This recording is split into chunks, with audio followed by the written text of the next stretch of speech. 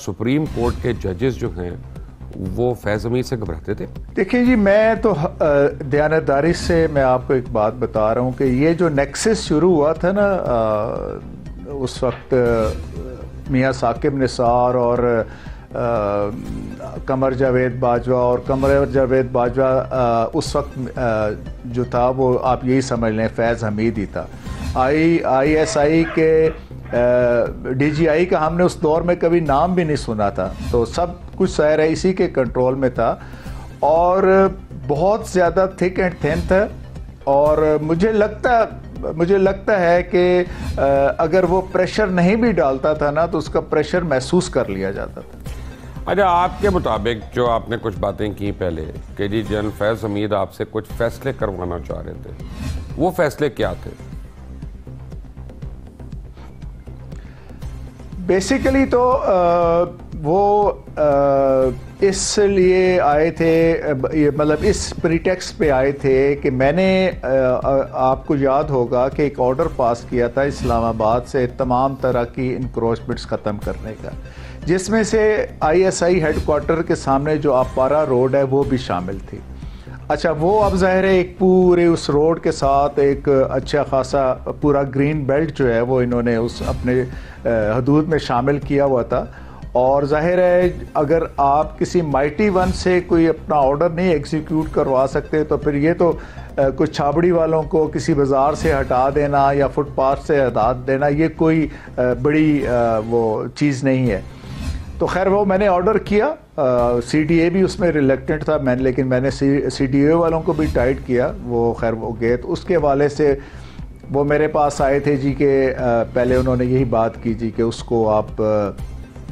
تھوڑا ہمیں ٹائم دے دیں، ریویو کر دیں، تو میں نے انہیں کہا تھا جی بات یہ ہے کہ میں نے اپنا آرڈر کر دیا ہے، میں آپ کو صرف اسی صورت میں کہ آپ کورٹ میں پیش ہو کے بتائیں کہ 2 مہینے کے اندر آپ یہ اس کو ریموو کر دیں گے، تو بس اس کے علاوہ کوئی دوسرا راستہ نہیں ہے۔ تو باقی اگر میرا آرڈر آپ نے چیلنج کرنا ہے سپریم کورٹ کر لیں، ثاقب نثار صاحب کے پاس لگے گا، وہ میرا نام دیکھتے ہی اس پہ کچھ نہ کچھ اس کو آلٹر کر دیں گے۔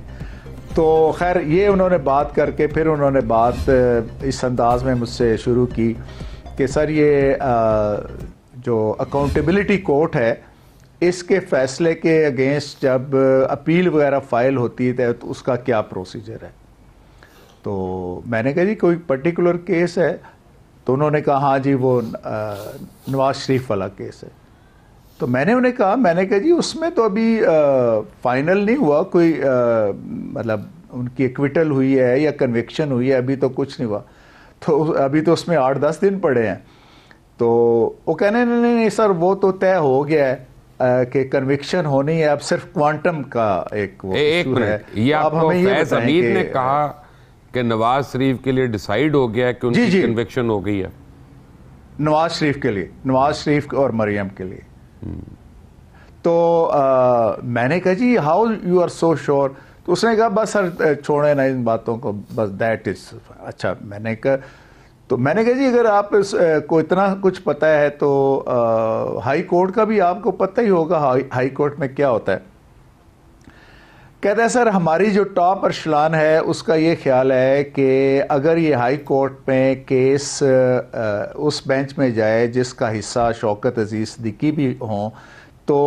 ان پروسیڈنگز کو کچھ کریڈنس اٹیچ ہو جائے گی۔ تو میں نے انہیں کہا، میں نے کہا جی بات یہ ہے کہ پہلے تو آپ مجھے یہ بتائیں کہ آپ نے میں پورے اسلام آباد ہائی کورٹ میں ایک کام کر رہا تھا ایک سینئر پیونی جج کی حیثیت سے، تمام مرڈر ریفرنسز میں سن رہا تھا، نیب کے کیسز میں سن رہا تھا، باقی جو بھی ڈویژن بینچ کے کیسز ہوتے ہیں وہ میں ہی سنتا تھا، تو آپ نے مجھے بینچ سے ہٹوایا کیوں؟ تو وہ کہنے لگے جی کہ بات یہ ہے کہ جو ہماری لیگل ٹیم ہے اس کا یہ خیال تھا کہ اسلام آباد ہائی کورٹ میں ایک ہی جج ہے جو کرمنل کام کو سمجھتا ہے اور جو پرو ڈیفنس بھی ہے تھوڑا سا، اور وہ میرا انہوں نے نام بتایا۔ تو انہوں نے کہا جی کہ میک شور کہ اس سے ریلیٹڈ یا یہ کیس ان کے پاس نہ جائے۔ تو پھر ہم نے آپ کے چیف جسٹس آف پاکستان کو ریکویسٹ کی، انہوں نے آپ کے چیف جسٹس کو کہا، اس لیے آپ کو بینچ سے ہٹوایا گیا۔ تو میں نے کہا جی جب آپ کا یہ تو اب آپ کو کیا مسئلہ ہے؟ تو وہ کہنے لگے جی ہم یہ چاہتے ہیں کہ یہ اس طریقے سے ہو جائے، تو آپ یہ بتائیں کہ آپ کے پاس اگر یہ اپیل آئے تو آپ کیا کریں گے؟ تو میں نے انہیں کہا، جی بات یہ ہے کہ اللہ تعالیٰ کے فضل سے میں وہ پاکستان میں شاید واحد جج ہوں جس کے سامنے اگر فائل آئے گی اور اسے یہ محسوس ہوگا کہ ملزم کا جرم بڑا ہے اور اس کو سزا کم ہوئی ہے، تو الحمدللہ میرے اندر اتنا حوصلہ ہے کہ میں اس کو انہانسمنٹ کا نوٹس دے دوں۔ لیکن بات اگر ادروائز ہے تو میں کسی کی دنیا بنانے یا بگاڑنے کے لیے اپنی عاقبت نہیں خراب کر سکتا۔ تو اس پہ اس نے کہا سر اس طرح تو ہماری 2 سال کی محنت ضائع ہو جائے گی۔ تو پھر اس نے کہا سر ہم اصل میں یہ چاہتے ہیں کہ الیکشن سے پہلے نواز شریف اور مریم جو ہے وہ باہر نہ آئیں اور رہیں، تو اگر یہ تو میں نے اگین کہا جی بات تو وہی ہے جو میں نے کر دی ہے۔ تو پھر اس نے کہا دیکھیں سر ہم یہ سوچ رہے ہیں کہ ہم سپٹمبر میں آپ کو اسلام آباد ہائی کورٹ کا chief justice, acting chief justice بنوا دیتے ہیں، آپ کے چیف جسٹس کو میڈیکل گرانٹس پہ رخصت پہ بھیج دیا جائے گا، تو 26 نومبر کو آپ ویسے ہی پکے مطلب ریگولر آپ کی ہو جائے گی۔ تو ہمارے تو سر 2-3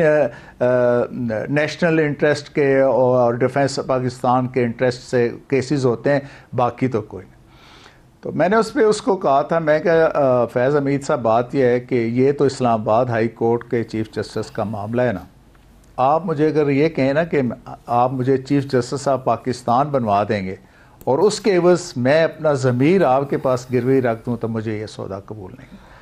تو خیر وہ پھر اس کے اوپر ان کو اچھا نہیں لگا میرا یہ جواب، تو پھر تھوڑا سا ان کا اس کے علاوہ تھا دیکھیں سر یہ بڑا چلنا پڑتا ہے، انڈرسٹینڈنگ ہے، کانسیکوینسز ہوتے ہیں۔ مجھے ایک منٹ ٹھہر جائیں، مجھے ذرا شوکت صاحب لیٹ می ری فریز جو آپ نے ایک بات کہی ہے،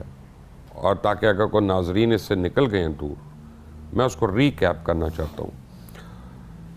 میاں نواز شریف سابق وزیر اعظم اسلامی جمہوریہ پاکستان اور مریم نواز شریف صاحبہ جو ان کی بیٹی ہیں، ان کے لیے آپ کو جنرل فیض حمید نے آ کے یہ کہا کہ کیس کا فیصلہ آنا ہے اور ان دونوں نے ڈسکوالیفائی ہونا ہے ہر حال میں، یہ ہم نے تعین کر لیا ہے، آپ یہ مجھے بتا رہے ہیں؟ یہ مبشر بھائی ایک منٹ دیکھیں، ڈسکوالیفیکیشن کا انہوں نے نام نہیں لیا تھا، انہوں نے یہ کہا تھا کہ سر کنوکشن تو ہونی ہے، صرف کوانٹم آف سینٹنس تو کنوکشن تو رائزنگ آف دا کورٹ تک بھی ہو جائے تو ڈسکوالیفائی ہو گیا نا، جیسے یسر رضا گیلانی صاحب ہوئے تھے۔ جی اس ایز اے اس کا کانسیکوینس ظاہر ہے ڈسکوالیفیکیشن ہی ہے۔ جی تو اچھا اب یہ آپ سب یعنی مجھے اب لگ رہا ہے آپ کی بات سے کہ یہ صرف اور صرف عمران خان کو فائدہ پہنچانے کے لیے کیا گیا تھا؟ دیکھیں جو بعد میں ساری چیزیں منظر نامے پہ سامنے آئیں اور جس طرح بہت سی چیزیں انفولڈ ہوئیں، اس سے تو یہی اندازہ ہے کہ وہ ایک پورا ایک بڑا ایک پروجیکٹ تھا، اور ایک ظاہر ہے کسی کو اوسٹ کر کے کسی کو ان کرنا مقصود تھا، اور کسی کا نقصان کر کے کسی کو فائدہ دینا مقصود تھا۔ اور اس میں تو بالکل ببانگ دہل یہ بات کہتا ہوں کہ یہ اگر اس وقت کی ملٹری اسٹیبلشمنٹ اور اس وقت کی سپریم کورٹ کی جو ٹاپ کی لیڈرشپ ہے اس کے درمیان یہ ایول نیکسس نہ پیدا ہوتا تو یہ کام کبھی بھی نہ ہوتا۔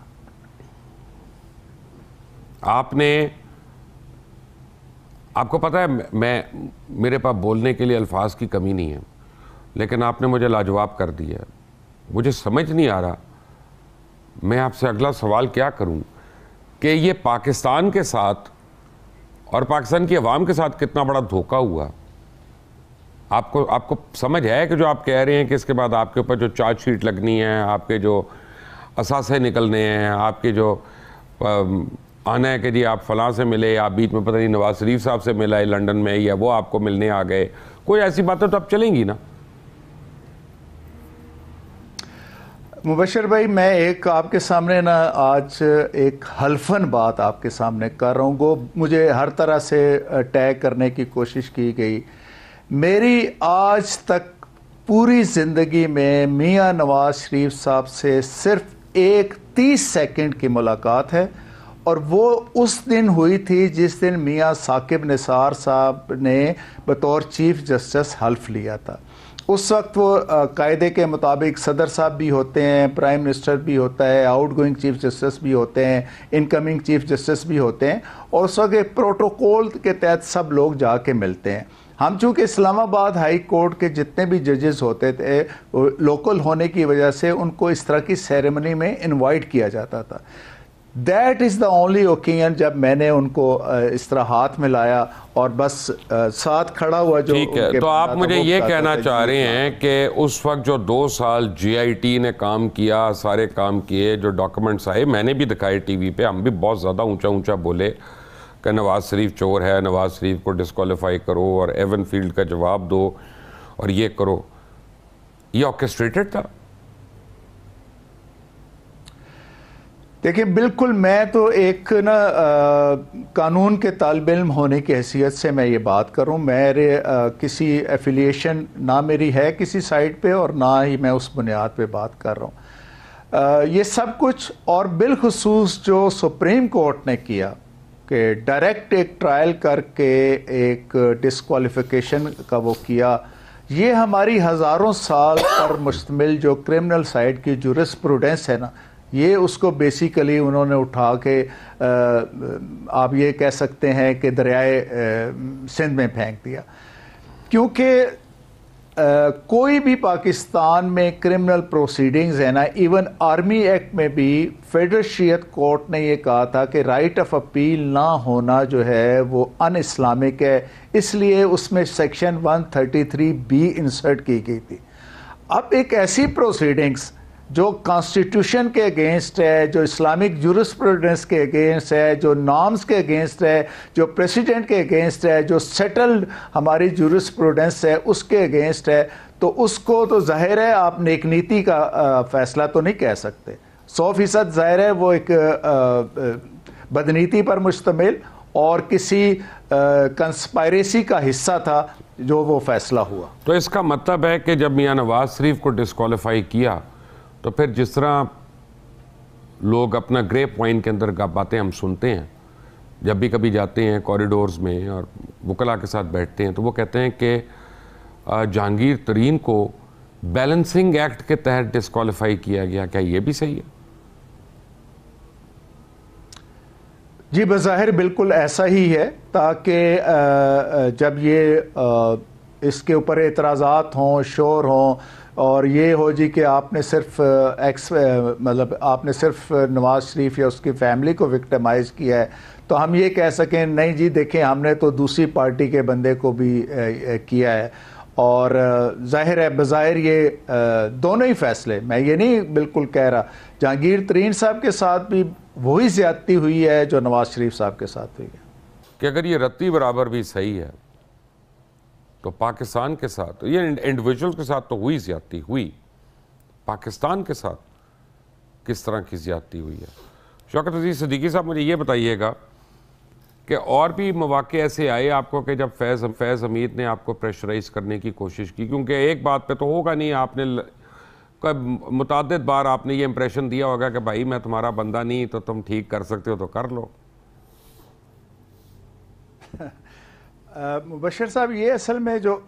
فیض حمید یا ان کی ٹیم کے ساتھ جو میرا کلیش شروع ہوا, یا دوسرے لفظوں میں یہ کہہ لیں کہ ان کی طرف سے مجھے اپروچ کرنے کی کوشش کی گئی, وہ تھا جب 2017 میں فیض آباد والا دھرنا چل رہا تھا, اور وہ ظاہر ہے اس کے جو ہینڈلر تھے وہ فیض حمید صاحب ہی تھے, انہوں نے ہی سب کچھ وہ مینیج کیا تھا, وہی سب کی اس کی جتنی بھی اس سے ریلیٹڈ چیزیں تھیں, اس کی حفاظت, وہاں پہ جو بھی چیزیں پہنچائی جاتی تھیں وہ ان کے پوری ٹیم کے تھا. تو ظاہر ہے جب ایک خاص وقت گزر گیا اور تقریباً 20-25 کے قریب ہمارے پاس پٹیشنز آ گئیں کہ جی کہ ہمارے بنیادی حقوق سلب ہو گئے ہیں, ہم گھروں میں مقید ہو گئے ہیں, ہم کورٹس میں نہیں پہنچ سکتے. یہ اس میں وکلاء کی پٹیشنز تھیں زیادہ تر اور کچھ عام شہریوں کی بھی تھیں. تو اس پہ پھر میں نے ایک آرڈر بھی پاس کیا تھا, اور میں ایک اپریہینڈ کر رہا تھا کہ مجھے کیونکہ 2016 کا بھی ایک ایکسپیرینس ہو چکا تھا، تو میں نے کہا کہ یہ خدا نہ خواستہ ایسا نہ ہو کہ کچھ اور پلان کیا گیا ہو. تو میں نے جب آرڈر کیا کہ ان کو ہٹائیں یہاں سے، تو میں نے اس آرڈر میں یہ لکھا تھا، بلکہ بعد میں شاید کسی پروگرام میں میں سن رہا تھا، شاید خاقان عباسی صاحب نے اس پر اعتراض بھی کیا تھا کہ آپ ان کو ہٹائیں لیکن ایریل فائرنگ بھی آپ نہیں کریں گے. تو اب وہاں سے ان کا دیکھ لیں کہ جب آپ کو پتہ ہی ہے ماشاءاللہ آپ کا خود بھی کانسٹیٹیوشن کے حوالے سے خاصا اپڈیٹڈ نالج ہے کہ جب ملٹری کو یا رینجرز کو ان ایڈ آف سول پاور بلا لیا جاتا ہے، تو وہ جو بھی رینجرز یا ملٹری کے ٹروپس آتے ہیں وہ ڈسٹرکٹ مجسٹریٹ ان کا کمانڈنٹ تصور ہوتا ہے اس عرصے کے لیے. ظاہر ہے اس کی طرف سے یہ تھا آرڈر کہ جی ان کو ہٹانا ہے. یہ جب آرٹیکل 245 کے تحت بلایا جاتا ہے، انکار کر جی تو رینجرز نے انکار کر دیا. انہوں نے کہا جی کہ نہیں، ہم تو نہیں یہ کام کریں گے، ہمیں تو جب تک جی ایچ کیو سے آرڈر نہیں آئے گا ہم یہ کام نہیں کریں گے. تو پھر وہ اس پولیس کو از خود وہ کرنا پڑا تھا، اور ماشاءاللہ بڑا زبردست اس وقت اسلام آباد کی پولیس سے وہ کام کر بھی لیا تھا. لیکن جب وہ بالکل آلموسٹ کامیاب ہونے لگے تھے تو پھر ایک خاص سائٹ سے کچھ لوگ آ گئے اور وہ پھر ان کو ناکام ہونا پڑا. اس کا ثبوت تو خود فیض حمید صاحب نے دے دیا جب ایک سو کالڈ معاہدہ ہوا اور اس میں دستخط کر وہ اس کے سگنیٹری بن گئے، اور اس میں انہوں نے مطلب لکھا کہ جی آرمی ثالث ہوگی. اب آپ دیکھیں کہ دنیا کے کسی ملک میں، حتیٰ کہ افریقن کنٹریز میں بھی ایسا نہیں ہوتا کہ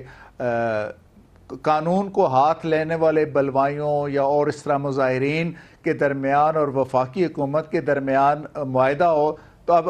پولیس کہے جی ہم ضامن بن جائیں گے یا فوج کہے جی ہم ضامن بنیں گے. فوج تو نہیں کہہ رہی، وہ تو فیض حمید کو شوق تھا نا صاحب کا. یس، لیکن اس میں اس نے نام استعمال کیا اس وقت کے آرمی چیف کا، اس پر میں نے بہت سخت آبجیکشن لیا تھا. جی تو یہ ایک تھا معاملہ. پھر وہ میں نے کچھ آپ کو چیزیں بتائیں کہ ان کو اچھا پھر ایک اور تھا کیس کی، جو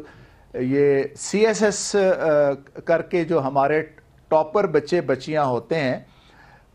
فوج کا کیپٹن یا کپتان ان کے اوپر آ کے بٹھا دیا جاتا ہے، اور صرف 3 گروپس میں، ڈی ایم جی، پولیس اور فارن سروس، اور کسی گروپ میں نہیں جاتے. تو اس پر بھی میرے پاس ایک پٹیشن آئی تھی، تو میں نے سیکرٹری ڈیفنس کو اور ان کو بلا کے پوچھا تھا یہ کس لاء کے تحت آپ کرتے ہیں، اور کیا آپ کے رینکس میں کوئی کمپیٹیٹو پروسیس ہوتا ہے اس طرح کا. تو اس پر بھی ان کو بہت سخت جو ہے دی، اور مجھے باقاعدہ تھریٹ کیا گیا جی کہ اس کے بڑے سیریس. میں نے کہا جی جو بھی کانسیکوینسز ہوں گے. میں نے تو یہ اس وقت جو تھا سیکرٹری ڈیفنس اس نے کیا تھا، اس میں یہ ڈائریکٹ یہ نہیں تھے، کیا نام ہے ان کا، فیض صاحب. لیکن فیض صاحب سے جب آپ کی ملاقات ہوئی یا ملاقاتیں ہوئیں تو وہ آپ کے پاس آئے تھے کہ آپ ان کے پاس گئے تھے؟ نہیں، وہ میرے پاس آئے تھے. اور یہ دفتر میں آئے تھے، عدالت میں، اس سے پہلے نہیں سر، یہ میرے گھر آئے تھے. اس سے پہلے چونکہ انہوں نے اپنے جو ان کے ایک مخصوص ٹیم تھی، ان کا ایک جو اس وقت کے سیکٹر کمانڈر تھے بریگیڈیئر عرفان رامے، ان کو بھیجا تھا اس کے لیے. تو اس نے میرے ساتھ بدتمیزی کی تھی. تو میں نے اسے کہا تھا یار میں آپ کو یہاں سے سیدھا جیل بھیج سکتا ہوں، لیکن میں کل ہی عمرے سے واپس آیا ہوں، تو ابھی میرے اوپر وہ کیفیت طاری ہے، ورنہ میں یہاں سے آپ کو جانے نہ دیتا. تو ویسے مجھے حیرانی ہو رہی ہے آپ کی بات پہ، کیونکہ میں رامے صاحب کو جانتا ہوں تو بہت نفیس انسان ہے،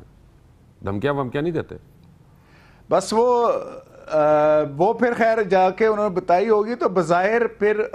وہ ایک ڈسٹرکٹ ایڈمنسٹریشن کے اسلام آباد کے ایک افسر تھے. میں پرپسلی ان کا نام نہیں لینا چاہ رہا کہ ان کے لیے مسائل نہ بنے. تو انہوں نے مجھے کہا تھا سر اس طرح وہ آنا چاہتے ہیں اور یہ جو کل رامے صاحب کر کے گئے ہیں اس پر وہ صرف معذرت کرنا چاہتے ہیں. اس پریٹیکسٹ پہ وہ میرے پاس آئے تھے اور ظاہر ہے پھر اور 2 دفعہ آئے اور یعنی پھر بیچ میں دوسری باتیں بھی ہوئیں. فاتحہ کے لیے آئے ہیں اور رشتہ کرنا چاہ رہے تھے, بیسیکلی یہ ہوا نا. آئے وہ فاتحہ پڑھنے تھے لیکن رشتہ کرنے چلے گئے. فیض حمید صاحب جو ہے نا, ان کے کردار کے متعلق جتنا بھی کہا جائے وہ کم ہے, اور میں جانتا ہوں اچھی طرح ان کو, اور میں یہ بھی جانتا ہوں کہ میں آنیسٹلی آپ کو بتا رہا ہوں مبشر صاحب آنیسٹلی میں آپ کو بتا رہا ہوں کہ ہم بھی ظاہر ہے ہم نے 77 سے آنورڈ چیزوں کو ہم نے بھی بہت کلوز سے دیکھا ہے, مانیٹر کیا ہے, لیکن جتنا آرمی کے انسٹیٹیوشن کو نقصان فیض حمید صاحب نے پہنچایا ہے نا, میرا نہیں خیال کہ شاید باقی ادوار کے انہوں نے آرمی کو نقصان پہنچایا, مل کے اتنا نقصان پہنچا سکتے. انہوں نے آرمی کو نقصان پہنچایا, انہوں نے پاکستان کو نقصان پہنچایا, اور وہ پاکستانی عوام کے ساتھ چوریاں کی, انہوں نے غبن کیا ہے پاکستانی عوام کے ساتھ. اور ان کی جو چکوال میں جو پیلسز بنے ہوئے ہیں جو اربوں روپے کے, وہ پتہ نہیں نیب کو نظر نہیں آ رہے ایسٹ بیونڈ مینز کے اندر, کیونکہ سارے کہیں اور دیکھ رہے ہیں, یا جو سامنے دیکھ بھی رہے ہیں وہ بھی ان کی بھی آنکھوں میں موتیا پڑ گیا, ککرے پڑ گئے. ایک بڑا امپورٹنٹ سوال ہے اپنا شوکت صاحب, میں آپ سے یہ سوال ذاتی حیثیت میں کر رہا ہوں, اور کیا ارشد شریف کی والدہ نے آپ کو اپروچ کیا اور آپ ان کا کیس لڑیں؟ جی بالکل, میں ابھی بھی آپ کے اس پروگرام میں آنے سے پہلے میں ان سے, ان کی اہلیہ جو ہیں سمیہ صاحبہ, ان سے, ان کے بیٹے احمد سے, اور ان کی خالہ ایک ریٹائرڈ ڈسٹرکٹ اینڈ سیشن جج ہیں, ان سے مل کے آ رہا ہوں. میں ابھی سیدھا ان سے مل کے. اب میں ایک بات یہاں پہ ناظرین کو بتانا چاہ رہا ہوں کہ ناظرین, ارشد شریف شہید کے لیے اگر کسی نے کمائی کی ہے تو وہ پاکستان تحریک انصاف نے کی ہے, عمران خان نے کی ہے, اور عمران خان کے تمام لیڈرز نے اس کو ارشد شریف مارچ اور لانگ مارچ اور شہید مارچ اور ہر طرح کی, اور پھر ان کے وی لاگرز نے, ان کے فیوریٹ اینکرز نے, وہ جو انہوں نے پڑھا جو کہا. لیکن جب ارشد شریف کی والدہ نے ریکویسٹ کی تو پی ٹی آئی کے کسی وکیل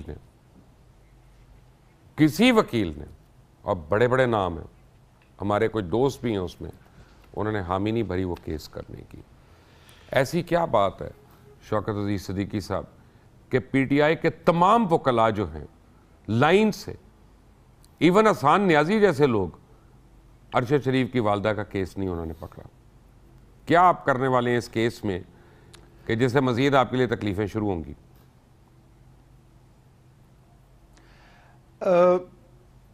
مبشر بھائی, یہ ہوا یہ ہے کہ ایک ہمارے بڑے پیارے دوست بھائی سمجھ لیں, وہ ثاقب بشیر صاحب, وہ ہیں ہائی کورٹ کو کور کرتے ہیں, ایکسپریس کے صحافی ہیں. انہوں نے ایک ٹویٹ کیا کہ جی کوئی وکیل نہیں ان کو مل رہا, تو میں نے اس کے جواب میں کیا, میں نے کہا یار آپ ان سے, وہ اگر میرے پہ ٹرسٹ کرتے ہیں تو میں حاضر ہوں. اچھا, میں آپ کو بالکل یہ حلفاً بات بتا رہا ہوں, میں بڑا سخت رنجیدہ ہوا, بلکہ میرے نا اس طرح مجھے میری آنکھیں نم ہو گئیں, آنسو نکل کہ یار ایک بندہ جس کی خود لاکھوں میں فالوئنگ ہے, اور جس کے ظاہر ہے جس کو بہت زیادہ, جس کا ایک کنٹریبیوشن ہے ٹورڈز, اور لوگوں کو حقوق دلواتے اس نے اپنی جان دے دی. جی, تو اور میں کہ لائرز کمیونٹی میں پورے پاکستان میں ایک بندہ بھی ایسا نہیں ہے کہ جو یہ کھڑا ہو سکے, تو میں نے اپنی طرف سے فرض کفایہ ادا کیا. ٹھیک ہے سر, تو جب ان کو پتہ چلا تو ٹو مائی اٹر سرپرائز, اور انہوں نے خیر مجھ سے پھر رابطہ کیا, انہوں نے کہا جی آپ آئیں. میں گیا تو انہوں نے کہا جی کہ ہم نے تو اللہ تعالیٰ کا شکر ادا کیا جب آپ کا نام آیا, اور میں تو نفل پڑھوں گی شکرانے کے. اور خیر پھر انہوں نے جب ظاہر ہے ان کو تھوڑا بہت میرے حوالے سے پتہ ہی تھا, تو انہوں نے مجھ سے یہ سوال کیا کہ آپ کو ڈر نہیں لگتا؟ میں کہ جی نہیں لگتا. تو کہتے ہیں کیونکہ 14 وکلاء کم و بیش 14 وکلاء جو ہیں, کہتے ہیں جی ہم سے کمٹ کر کے بعد میں جو ہے وہ ریزائل کر کے, تو آپ تو ایسے نہیں کریں گے. میں کہ جی نہیں, میں تو انشاءاللہ بھی جب آپ کے پاس آ گیا ہوں, اور جب میں نے ایک چیز سے حامی بھر لیا تو اگر میری زندگی رہی تو میں اس کو ضرور نبھاؤں گا. تو پھر ان کا بڑا پن تھا کہ انہوں نے کہا جی کہ یہ صرف کیس کی پیروی نہیں ہے, اس کیس سے ریلیٹڈ جتنی بھی ڈیسیژن میکنگ ہے ہم اس کا بھی آپ کو اختیار دیتے ہیں. اچھا شوق صاحب, تو کوئکلی کیونکہ حقیقت میرے ہے پاس مجھے بڑا بڑا تھوڑا وقت ہے, آئی مین آئی ایڈمائر دا اسپرٹ, لیکن بڑا تھوڑا وقت ہے. آپ کو لگتا ہے کہ ارشد شریف کے قاتل کبھی پکڑے جائیں گے یا بے نقاب ہوں گے؟ دیکھیں مبشر صاحب, یہ بڑا نا ایک کمپلیکس قسم کا کیس ہے,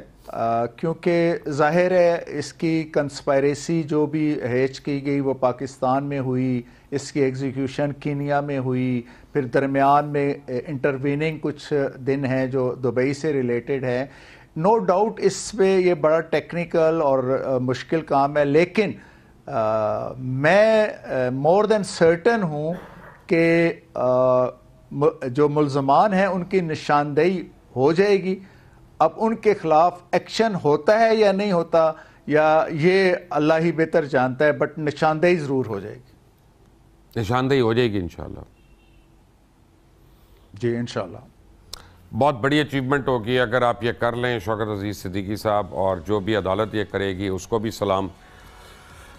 لیکن امید ہے کہ عدالتیں اب اپنا تعین تھوڑا سا سیدھا کر لیں تاکہ آئین اور قانون جو ہے اسی کی بات ہو اور ضمیر کی اور اخلاقیات کی باتیں نہ ہوں. کیونکہ مجھے پہلے بھی شوکت صاحب اپنے ضمیر کا حوالہ دیتے ہوئے ایک جج صاحب نے سزا سنا دی. میں نے ان کو بھی کہا, میں نے کہا ضمیر کیوں کہہ رہے ہیں بھائی, آپ قانون کے مطابق بات کریں. تو وہ ناراض ہو گئے میرے سے, آگ بگولا ہو گئے. خیر, ہم تو روز بھگتتے ہیں, یہ روز عدالتوں میں بھگتتے ہیں. بٹ آپ کا بہت بہت شکریہ ہمیں جوائن کرنے کے لیے. ناظرین, پاکستان جو ہے اب اس جگہ پہ آ کے کھڑا ہو گیا ہے کہ ایک دفعہ اس آئین کی ہر چیز کی تشریح بھی ہونی ہے اور اسے کھیلنے والوں کی بھی تشریح ہونی ہے. اگر اسمبلی توڑی جا سکتی ہے ایک قلم کے سگنیچر سے کسی کی خواہش کے اوپر, اور پھر ووٹ آف نو کانفیڈنس کے بعد یا اس کو شامل ہونے کے بعد ریزولوشن آنے کے بعد اگر اس کے اوپر 15 دن کے اندر ہیئرنگ نہیں ہوتی جو آئین کہتا ہے, اور 1 مہینے کے بعد ہوتی ہے جا کے, تو اس کے اوپر سو موٹو کیوں نہیں لیا جاتا وہاں پہ اس وقت, یا اس وقت کیوں نہیں سنا جاتا کہ جب بغیر کسی وجہ کے deputy speaker of national assembly جو ہیں پوری نیشنل اسمبلی کو فارغ کر دیتے ہیں. اگر ان لوگوں پہ آئین کا اطلاق نہیں ہونا تو پھر کس پہ ہونا ہے؟ سوال یہی ہے آج کا. انٹل دی نیکسٹ ٹائم, اللہ حافظ.